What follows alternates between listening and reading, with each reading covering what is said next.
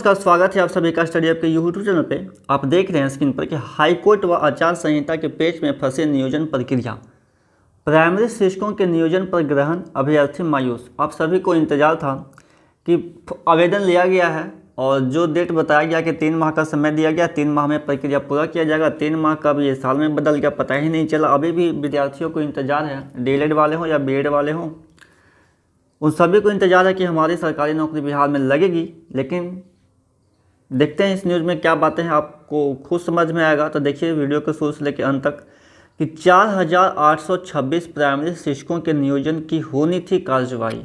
Daily पे daily letter आता है प्राथमिक शिक्षक निदेशक जो डॉक्टर रंजीत कुमार सिंह हैं कि कार्यवाही किया जाएगा, लेकिन होता क्या, कुछ नहीं। 3 माह में 4826 प्राइमरी शिक्षकों के नियोजन की प्रक्रिया पूरा कर लेने का दावा करने वाला शिक्षा विभाग अब कुछ भी कहने की स्थिति में नहीं है। नियोजन की प्रक्रिया को गति देने के लिए निदेशक प्राथमिक शिक्षा ने बहुत कोशिश की, लेकिन उन्हें भी कामयाबी हासिल नहीं हुई। बताते चले कि राज्य सरकार के साल 2019 की शिक्षक भर्ती प्रक्रिया को पहले पटना हाईकोर्ट से बड़ा झटका लगा। इसके बाद आचार संहिता के पेच में नियोजन प्रक्रिया फंस गई। 15 जून से 31 अगस्त तक 90,000 से अधिक प्रारंभिक शिक्षकों की नियोजन कार्यक्रम में न्यायिक हस्तक्षेप करते हुए पटना हाईकोर्ट ने राज्य सरकार को आदेश दिया था कि इस भर्ती कार्यक्रम की अंतिम चयन सूची को कोई भी नियोजन इकाई जारी नहीं करेगी। प्राइमरी स्कूलों में शिक्षकों की होने वाली बहाली प्रक्रिया पर लगी रोक को हटाने से पटना हाईकोर्ट ने साफ इनकार कर दिया है। न्यायमूर्ति डॉक्टर अनिल कुमार उपाध्याय की एकल पीठ ने नीरज कुमार व अन्य की याचिकाओं पर सुनवाई के बाद यह आदेश दिया था। साथ ही इस मामले में राज्य सरकार को जवाबी हल्फनामा दायर करने का आदेश भी दिया है। बताते चले कि जिला में कक्षा 1 से 5, आप यहाँ पे देख सकते हैं कि जिला में कक्षा 1 से 5 में 4056 व कक्षा 6 से 8 में 4826 विषयवार रिक्ति पर शिक्षकों का नियोजन होना था। इसमें कक्षा 1 से 5 में सामान्य के लिए 3382, उर्दू के लिए 674 पद रिक्त हैं।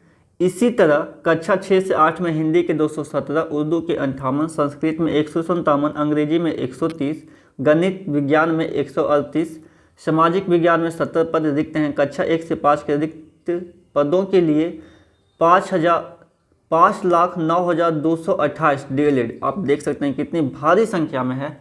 5,09,228 डीएलएड व 7,09,475 बीएड योग्यताधारी अभ्यर्थियों ने आवेदन किया था। सोच लीजिए इतना सारे, 5 लाख यानी 6 लाख के आसपास मान लीजिए डीएलएड वाले हैं और बीएड वाले कितना है आपका 8,000 के आसपास। और इन लोगों से पूछिए कि कितना पैसा खर्च हुआ है एक एक नियोजन प्रखंड पंचायत में जाकर फॉर्म जमा करने में। सरकार को इससे कोई मतलब नहीं है। जो बेरोजगार है उनको पैसे कहाँ से आते हैं, कैसे खर्च होते हैं, इससे कोई मतलब नहीं है। बस डेट पे डेट बढ़ाना है। खैर जो भी है इसमें आगे बता रहा हूँ। योग्यताधारी अभ्यर्थी ने आवेदन किया था। याचिकाकर्ता के वकील ने कोर्ट को बताया कि यह नियोजन कार्यक्रम 2019 का ही है। एनसीटीई से मान्यता प्राप्त संस्थानों से जो सेवारत शिक्षक 18 महीने का डीएलएड कोर्स पास किया था, उन्हें भी इस नियोजन कार्यक्रम में आवेदन देने का अधिकार पटना हाईकोर्ट ने संजय कुमार यादव के मामले में पारित न्यायाधीश के जरिए दिया था। हाईकोर्ट के उस आदेश पर शिक्षा महकमे ने एनसीटीई व सरकार से मंतव्य लेते हुए नई अधिसूचना जारी की, जिसमें 2019 के शिक्षक नियोजन कार्यक्रम में डीएलएड अभ्यर्थियों सहित दिसंबर 2019 में उत्तीर्ण हुए कंबाइंड टीईटी अभ्यर्थियों को भी आवेदन देने का मौका सरकार ने 8 जून को दे दिया था। शिक्षा विभाग ने 15 जून 2020 को जारी अपने आदेश से यह स्पष्ट किया कि वर्तमान नियोजन कार्यक्रम में सिर्फ उपरोक्त डीएलएड अभ्यर्थी का ही आवेदन अनुमान्य होगा और दिसंबर 2019 में उत्तीर्ण हुए कंबाइंड टीईटी अभ्यर्थियों को नियोजन कार्यक्रम में शामिल होने का अवसर नहीं मिलेगा। ये जो दिसंबर 2019 का बात किया जाता है सीटीईटी का। याचिकाकर्ताओं ने उक्त 15 जून के आदेश को राज्य सरकार का मनापन कहते हुए उसे असंवैधानिक करार करते हुए निरस्त करने की मांग हाईकोर्ट से की थी। हाईकोर्ट ने याचिकाकर्ताओं की कानूनी दलील को सही पाते हुए नियोजन कार्यक्रम की अंतिम चयन सूची को जारी करने पर रोक लगाते हुए राज्य सरकार से जवाब तलब किया था। आज का डेट आप देख सकते हैं, फ्राइडे 2 अक्टूबर 2020 का ये न्यूज़ है, प्रभात खबर का यह खबर है। तो साफ साफ जो है आपका नियोजन इकाई जो है वो प्राइमरी शिक्षकों के नियोजन पर ग्रहण लग चुका है और अभ्यर्थी मायूस है, हाईकोर्ट व आचार संहिता के पेच में फंस चुका है।